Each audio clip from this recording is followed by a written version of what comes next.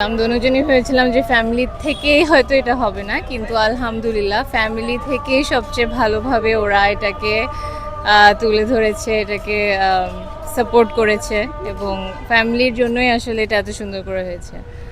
তারেক হচ্ছে ওর নিকনেম, তো তারেক হিসেবে ডাকে, অনেকে আজিজ হিসেবে ডাকে। হ্যাঁ, আর ছোটরা তো দুলাভাই দুলাভাই আছে।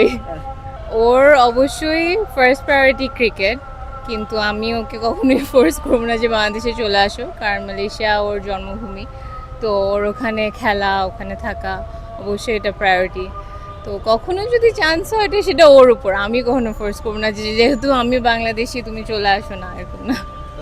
অস্বাভাবিক, আমার আসলে আসার কথা ছিল না খেলা দেখতে, কিন্তু এরকম আসলে অপরচুনিটি হয় না যে আমার জামাই ওর টিম নিয়ে আমার দেশে খেলতে আসছে। তো খুব ভালো একটা এক্সপিরিয়েন্স ছিল। আজকে জিতুক হারুক কোনো ব্যাপার না, আমাদের এটাই এক্সপিরিয়েন্স করাটাই মেইন ছিল। অনেক ভালো লেগেছে, এক্সপ্রেস করার মতো নয়। ওই জন্য আমরা ওই যে বললাম তো, যদি হারুক জিতুক এটা কোনো ব্যাপারই নয়, যে আমরা সবাই একসাথে এনজয় করছি, ওকে খেলতে দেখতে পারছি। সবাই মিলে হয়তো মালয়েশিয়া গিয়ে কখনো হবে খেলা দেখাও হবে না, বাংলাদেশে এসেছে দেখি হচ্ছে। তো খুব ভালো, খুব ভালো লাগছে। বিয়েটা আসলে বিয়েটা আমাদের চট্টগ্রামেই হয়েছে। আর আমাদের ফ্যামিলি থেকেই দুজনই আমরা ফ্যামিলিকে বলেছি চিন্তা করে, যেটা আসলে হবে না, কিন্তু বললাম তো ফ্যামিলি থেকে এত ভালো সাপোর্ট ছিল, তো অনেক ইজিলি সব আলহামদুলিল্লাহ হয়েছে। এই যে মানে বাংলাদেশি কালচারেই বিয়েটা হয়েছে কিনা?